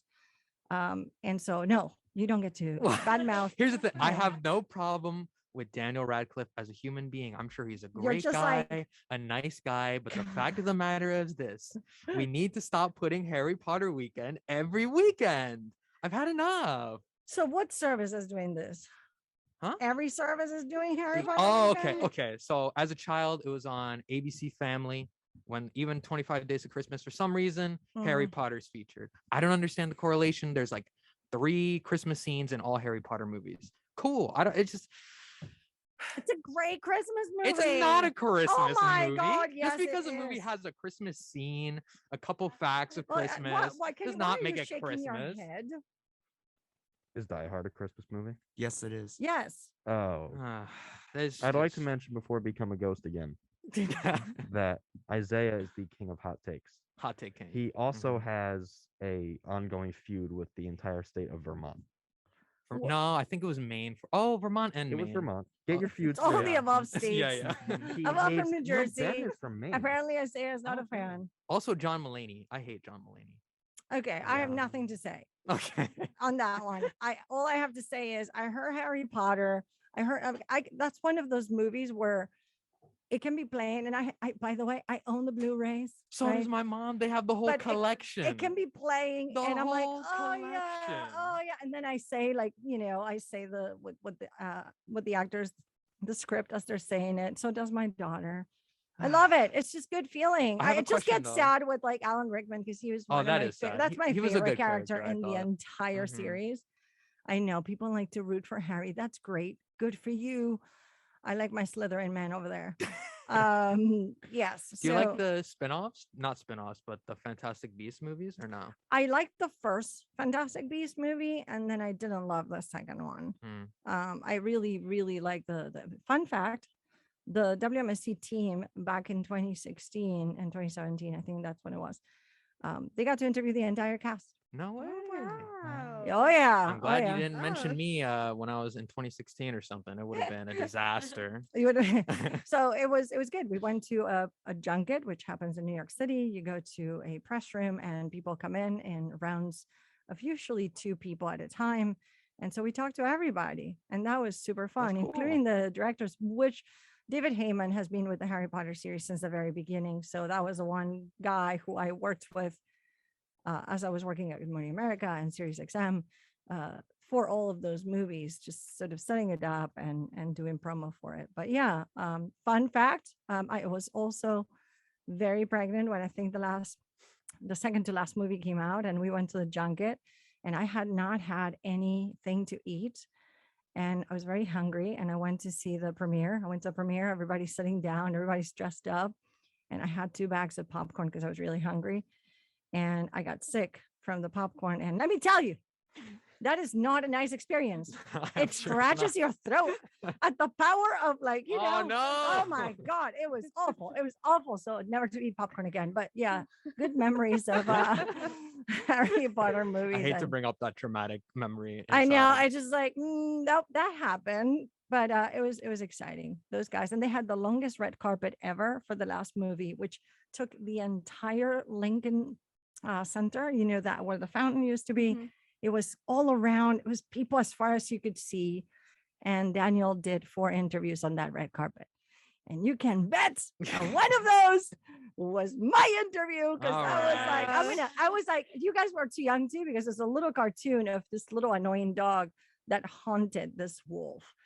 His name was Droopy the dog. And anywhere you open a door where the wolf is trying to escape, he would be there, open a cupboard cabinet and be like, hello, Joe. That was me with Daniel trying to get him for Harry Potter radio at Sirius XM, because you can't have Harry Potter radio without Harry, right? Right. Yeah. So it was annoying, but that was super exciting memories. So I love the movies though. All Wow. right. I This is guess how I you can lighten know. up on my hate. for There Harry you Potter. go. It's also like Indiana Jones. Do not badmouth that. I mean, Oh, maybe the no. 4th Indiana one. You can do Jones. that with the I'll 4th keep my one. mouth shut on that one. Crystal, you had something to add? I was gonna say this is how you know if Annabella had the option to walk away and just go have a regular dinner, and she didn't. She stayed and she ate the popcorn. She's committed. I Ate the applaud you for that. popcorn. I know, especially popcorn, because I don't like popcorn either. Just in general, I think it's gross. And she was pregnant. And pregnant. I was too. that was the only thing I could eat. You have no idea. They didn't Like, have anything else? Seriously, do you guys watch? Do you watch Twilight or read Twilight I've or whatever? seen all the Right, I Twilight read the movies books, too. whatever. But like, you know how she's super ravenous, hungry because Mhm. there's a vampire growing inside of her. This is how that felt. I was like, oh my god, I'm about to eat the foam of my seat. That is hilarious. Oh So my god. there you have it, Isaiah. Stop bad mouthing this. Okay, ladies and gentlemen, those on Facebook Live, YouTube, all podcast streaming platforms, and 90.3 WMSC Upper Montclair, I have rescinded my hatred towards Daniel Radcliffe and Harry Yes. Potter. It's not my proudest moment, but and sometimes in life you have to make sacrifices. And today I made the biggest one. But guys, we have some more things to take care of, not Harry Potter related. Cristal, what did a Florida teacher get in trouble for now? It's always something in Florida, you know. I know. A Florida teacher charged with child abuse days after being named Teacher of the Year. We have the breaking news to share with you all today. New member has been added to the Florida Man Cinematic Universe. Today we introduce you to none other than Florida Woman, a Florida educator who was charged with child abuse against a student. This teacher in particular was a shock considering just 2 days before the incident, she was named Teacher of the Year. Caroline Lee is now facing a felony child abuse charge following her arrest. Lee was arrested after calling a student into her classroom to speak privately. During the meeting, tensions began to rise, and this would lead to Lee allegedly striking the female student on the face. The confrontation was instigated by an Instagram post about Lee being named Teacher of the Year. After a student made comments questioning the win, Lee has denied physically harming the student, telling a police officer that she only wanted to talk to the student. What in the She world? said, "Don't bad mouth For me, real. smack." So, what'd you say? She Twitter said, "Say it fingers, again." man. She said, "Say it Say again." it to my face. Smack. That's crazy. How do you win Teacher of the Year and then go ahead and beat one of your students? Maybe that's how she won Teacher of the Year. 'cause she Yeah. Hey man. She says smack. You want to badmouth me? I will say though, like I'm not picking sides, but Pick a side, Cristal. But no, I mean if she put her hands on someone's child, you should never do that. That's Yeah. Yeah. pretty black and white. But no, I'm saying like the child who posted that she was not very deserving of the reward. I'm gonna say I've been in high school. I was in school and there was times where people won things like Teacher of the Year, most helpful, whatever you want to call it, and I kind of didn't think they deserved it either. 1000%. You know, there's a lot of stories that I remember in my time in high school, actually, even in middle school. So this one always lives in my mind just because I think it's hilarious now looking back on it. But at the moment, I was like, what just happened? So there was an art class, I think in 8th grade, and we're all drawing or painting, whatever we're doing. I am not a good artist. I'll try my best, but the best you could probably get is like stick figures with a couple clouds. So I'm doing my thing. I'm trying, taking my time. All of a sudden, she grabs like my artwork, and then there's this other girl, super talented artist. So then she grabs her paper. So then the teacher, Miss O'Neill, you're a terrible person. She grabs both of them, and then she's like, guys, look at this beautiful artwork. This is so amazing. I just love like the contrast of colors, the design. This is what you should be doing in this class. Then she grabs my paper. She's like, guys, this is exactly what not to do. This is Oh, not a good painting at all. It is not good. And you shouldn't strive to do like, and I'm just like, what did I do to get roasted my like that? gosh. I was chilling, doing my own business, trying my best to draw. And this lady just roasted my artwork in front of the whole class for no reason. Isaiah, are your eyes getting watery? Because I can see that from here. Yeah, it's bringing PTSD. Is this some trauma you have? I got to go to counseling for this moment. Some trauma he Yeah. has going on there. No, but in that moment, I was just sitting there. I was like, this is not actually happening. Like, this can't be real. I was like, this is real life. I just got roasted by my teacher for drawing. And I tried my best. And I feel, teachers have a pretty huge responsibility, especially at that age. What if I kept practicing, I could have been an amazing artist. Instead, I just gave up in that moment, never to draw again. The only Wow. thing I will draw is the snail from SpongeBob. And that's it. In Maybe it's for the conclusion. best. Yeah, I mean, it probably, it toughened me up, man. Yeah, it was a hard moment in life. Teacher never respect again. Miss O'Neill, look where I'm at now. I'm on the radio. So yeah, guys, that's my random school update with you guys. I'm trying to think if I ever had a traumatic. I think teachers were more mean to me when I was younger. Like when I was younger, they just be mean for no reason. Like I think like in 5th grade, I had this one story of this teacher, and she was really she was really mean. She would make all the kids cry. Like she would make she made one of my best friends cry in the class because she couldn't reach the stick. So we had like sticks. So you would like pull a stick. Mhm. If you like didn't do your homework, you have to pull a stick, take it down. Mhm. And my friend, she wasn't tall enough to reach because she had like the top shelf and she couldn't reach her stick. And she was like, she started yelling at my friend because my friend couldn't reach the stick, and she was like, "This girl can't reach the stick. Will someone come up and go and help her reach the stick? Like Oh my she's too God. short." And the girl starts crying in class because like she's small. She can't reach the Mhm. stick. She's like traumatized by her. Teachers gotta chill out. man. Sometimes there's people who don't deserve to be teachers. And as you were Exactly. talking, Gina, telling me your story of your best friend who couldn't reach the stick, I just started remembering all these other situations that happened in my life that if I could just go back and smack these people, because honestly, you know, when you're little, like you're taught to like respect your teachers, like follow the rules, this, that, and the fourth. You know, I had a racist teacher, and this is not me thinking that she was racist. No, she was Nice. flat out Oh. racist. And let me tell you the story. Let me tell you how I realized that she had something. Okay, so she was super mean. This is my 2nd grade teacher, and I don't even know if I should say her name, but for purposes, I'm not going to. But the point is, I still remember her name because that's how traumatic it was. But basically, we were in 2nd grade, and I grew up in a school that was very diverse, and so it so happens to be that I remember when I realized she would be so mean to 3 people specifically. And I would be like, why is she so mean? And like, I was one of them. And she was so mean and I just thought that she would sit us together because we were the problem. Like, we were the problem, not her. We were the problem. And you know something funny? That it so happens to be that the 3 kids that she always picked on, always had an issue with, always wasn't doing the right thing. Oh, there's always something. And she literally sat us together. It so happens to be that it was the 3 Mexican kids. And like and here's the thing though. When you're Mexican, there's like you're either like the light skins Mexicans, or you're like the darker ones. And so we were all like on the darker side. And so she was just so mean. Like, she was so mean. And I remember the day I realized, because everybody else she would treat so nice, and it was just us. And then I was trying to find like what's the difference between us. Yeah. And then I noticed, and I was like, that little Mhm. beep. Trashy. But yeah, it was not a good time. Ugh. And then I think she got fired. Good. Good. We Yeah, got room for racism, guys. right. A little. Yeah. That little. Controversial opinion. Racism, not good. Guys, we have some interesting news as a radio host gets 3 life prison terms for bilking listeners. A Texas radio host was sentenced to 3 life prison sentences for a Ponzi scheme in which he bamboozled elderly listeners out of millions of dollars. William Neal, quote unquote, the Doc Gallagher, also got a 30-year prison sentence from the state district Judge Elizabeth Beach for his August guilty pleas. The sentences are served concurrently.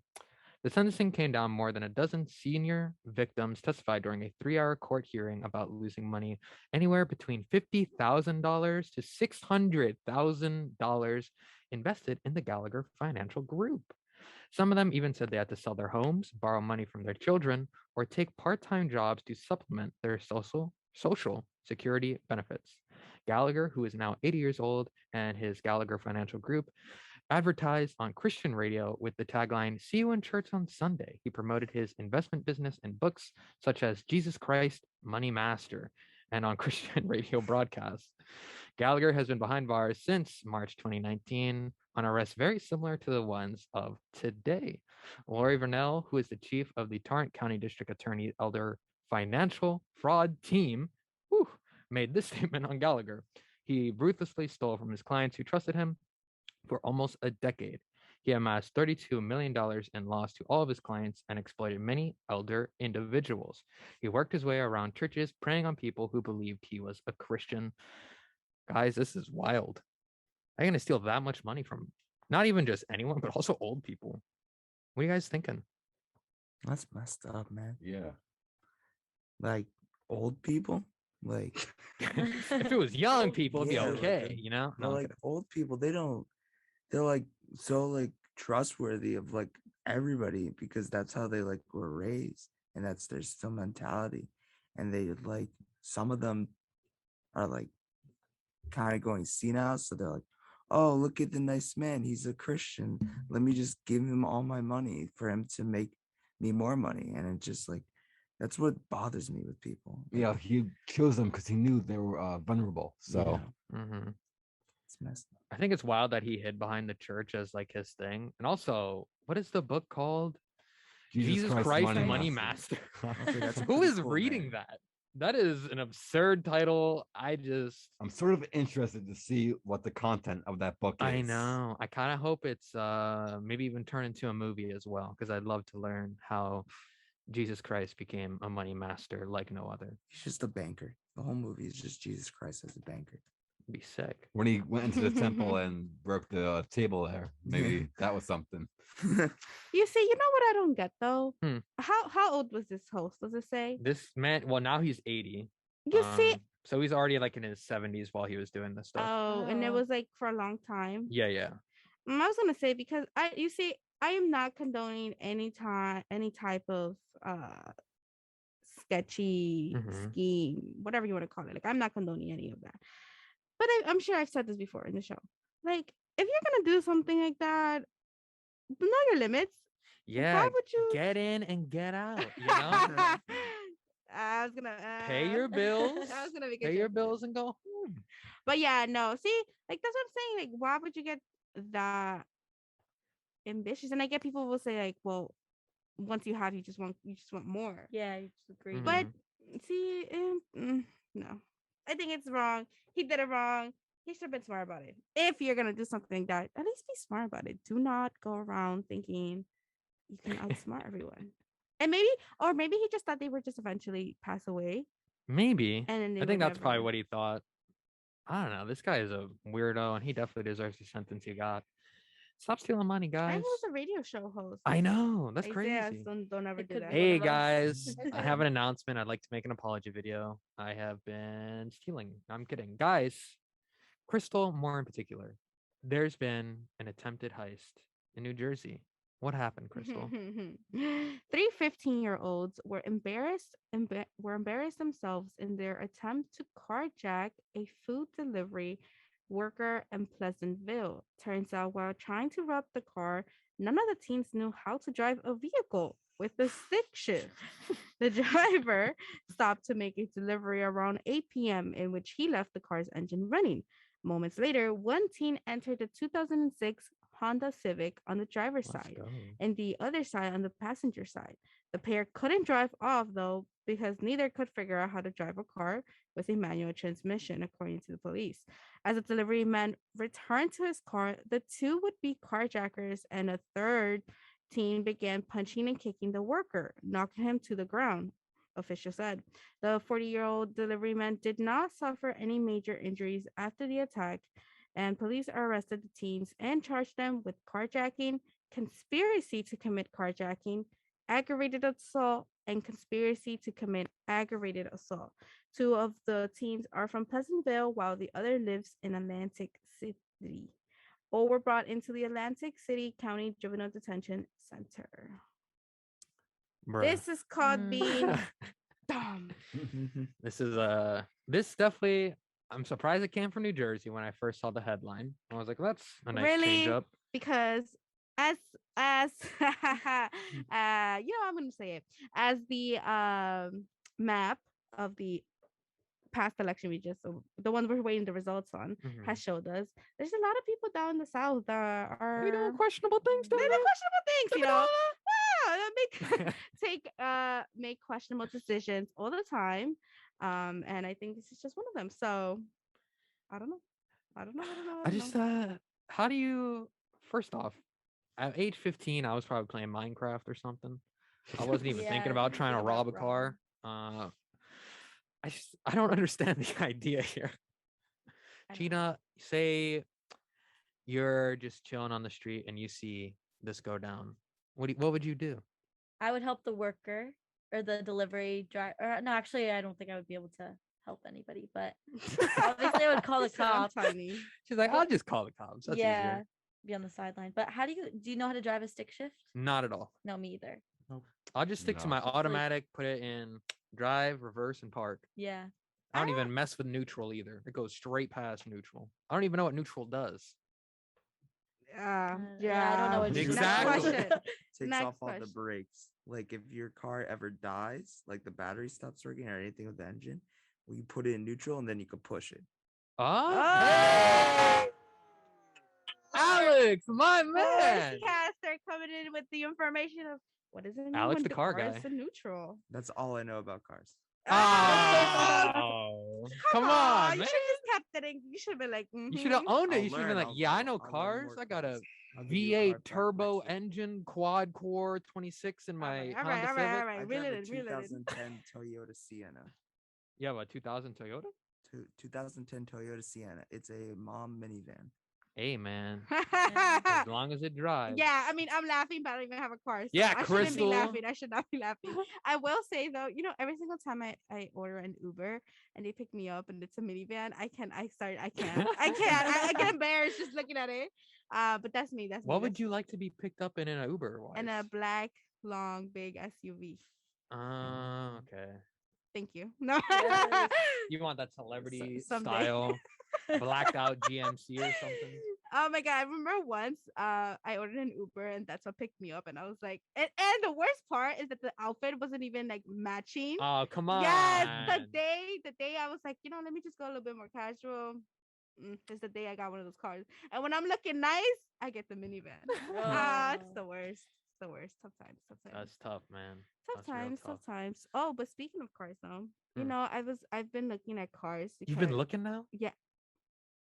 Yes, I've been looking for cars because I spend too much time with too much money on Uber. You know how much I paid for my credit card bill this thing, which I mainly only use for my Ubers, like $900. That's a lot of money. For Ubers, that's a lot of money. Plus I have other bills. A lot of bills Um, to pay. But the point of why I'm saying this because I've been looking at a Jeep. Like that is what I want. You want a Jeep? But they're so expensive. Mhm. So expensive. And so I'm like, I can't afford this. Mm-mm. Also, I'm upset. What kind of Jeep were you thinking of? I wanted to get I don't really know technical terms if that's what you're seeking, but it's just like the black one that has like two doors and then it has the trunk. That one. I don't know. Did I just describe every car? Two You doors. said two doors and a Okay, trunk. that trunk. Yeah, definitely got a picture in my head. No, but I say this because there's some Jeeps that are smaller than other ones. So some of them has just the one door and it's like the trunk. And then there's one that has two doors and the trunk. I want the two doors and the trunk. Cherokee? Yes. Does it have a radio What he too, said, Crystal? I think. A Cherokee or a Grand Cherokee? Next question. I don't think it's a Cherokee because a Cherokee has four doors. Well, no, yes, four doors. But like, you said two doors. no, two doors. okay, let me clarify. I did okay. From both sides, one of the car has two doors and the other one has four. I want the one that has four doors. Thank you. So if anybody wants to start a GoFundMe, I'd appreciate it because right now it's looking slow. You know what? I'm gonna test the knowledge of whoever's editing this for YouTube. Whoever's the editor, I expect right now to have a picture of the Jeep you think Cristal is driving or wants to purchase right now. All right, cool. We're gonna move on to our final story of the day, as requested by our very own newscaster. He is ready to talk about a Texas bar that has banned All I Want for Christmas until December 1st. It's November now, which means as soon as you walk into any department store, expect to hear All I Want for Christmas Is You by none other than Mariah Carey. Great singer. But one bar in Texas has banned the song from being played until December 1st. A sign on its jukebox appeared last week and it said the iconic Christmas song will be skipped if played before then. And then after that date, it can only be played one time a night. Stoneleigh P's general manager Laura Garrison had this to say to the controversial decision. It's been put up 3 years now, maybe even four. Every holiday season, we hear the song so much, and when you get alcohol involved, any song that gets played more than once per night gets skipped. Carey's Christmas hit creeps in earlier each year. I think this year it was played in September. The rule she added started as an inside joke among the bar's longtime regulars. It's like a family inside joke that went viral. And of course, the internet being the internet, word spread to Mariah Carey herself, in which she ended up replying with a picture of herself in like warrior gear, saying as a response to someone who was asking if this was a sign of war on Christmas. So, guys, you can't stop Mariah Carey. What are your guys' thoughts? That song should not be played until after Thanksgiving. Oh, really? Exactly. You know who exactly. has all the power in his hands right now? Isaiah, don't you I dare. just do it. Don't test me Do with it. a good Just do time. it. When I we end just the do show, it. I know exactly what song will be playing and closing us out. Guys, Yes, continue to yes. talk while I go find it. And let me just say that Sal has made and Gina has made yourselves very clear where you have your stance on this. And let me just tell you, I disagree. And we may not even be friends because of this, because I listen to Christmas music, you know when? In freaking March. And freaking March, freaking June, any time of the day. But you know Oh, why? no. Because it gets me so happy. It's so jolly. It really is jolly. It's like la la la la la But la it la. doesn't fit. Like, What do you mean, Sal, I Sal? can't Christmas be music over the will summer. always It's gonna be fit. like No, hot weather and listening to like Mariah Carey. It I don't can't do matter. that. no, it just doesn't. It doesn't make sense. Take a trip. Take a mind trip. Okay. Blast the AC. Get wear little to no clothes and just play it and just vibe. Okay, realistically though, for real, Crystal, you listen to Christmas music year round? Yes. Oh, okay. I Not didn't even constantly, celebrate but Christmas. Okay. and I do that sometimes you too. know you just want to get that vibe. You just want to have like that celebration. You Mm. just want to feel jolly. I And so I go, see. listen to music. I'll lean with the others for now. If it's June, I just buy. no, if I it's just get out. June, if it's July, July's got the greatest month ever on history because someone was born in July. Get Shout out out. to the July community. But I will say, if I'm in July, the last thing I want to hear is a Christmas song. It's just not gonna get played Yeah. at any point. I'm not gonna go out of my way to find How the Grinch Stole Christmas and play it. It's just not Oh, happening. that's such a bop. There's Such a there's bop. specific songs, okay? Okay. And All I Want for Christmas, yes, has re-entered the top 200 on US iTunes. And this was back just like a couple days ago they reported this. So I'm happy to all those people who have been playing nonstop. All I Want for Christmas is you. You are my type of The real people. MVPs. Isaias has Too been early. canceled. It's Gina not. has been canceled. Sal has been canceled. Listen, I'm gonna play the song when the Okay, show's over. You can't cancel yay. me. Yeah, okay, never mind. This is back in. Thank you. Wow, I Gina. gotta say, So- the one thing I'm happy about though is that where I work, or pretty much any department store, throughout most of the year, I always hear this Fergie song where it's "Big Girls Don't Cry" every time I walk into any department store. So I'm glad now at least I can hear Christmas music instead of hearing Fergie sing that song for the 1,000th time. So that's one of the benefits. But what do you guys? Would you guys play at a bar "All I Want for You Is Christmas" on a jukebox at all? No, definitely not now. Like during after Thanksgiving to New Year's, I think Mm. is the You would appropriate play it time. after Christmas? A little bit, but like Really? not only up until New Year's. Hmm. Yeah, It's after so New Year's. catchy though. What's that? Yeah. It is. I don't. I wouldn't think about that in a bar, to be honest. Really? What do you listen to, Alex? What I listen to, Mhm. a lot of like old classic rock. I don't. Oh, could tell here we me- go. Okay, More classic All right. rock. I am You like are so mentally, sensitive. I'm like an 80-year-old man. Every snow day, I would wake up early to watch The Price is Right. The Price is Right in a newspaper while listening to the Rolling Stones. Drink some coffee. That is Basically. Alex. Black In coffee. a nutshell, guys. That's the end of the show here on the Morning Buzz Wednesday edition. From me, Crystal, Gina, Sal, and even Alex, the ghost of Kenny, the president of the school, everyone here at the station. We'll see you next week. Tomorrow's another show. This is WMSC Upper Montclair. Goodbye, everyone. Goodbye.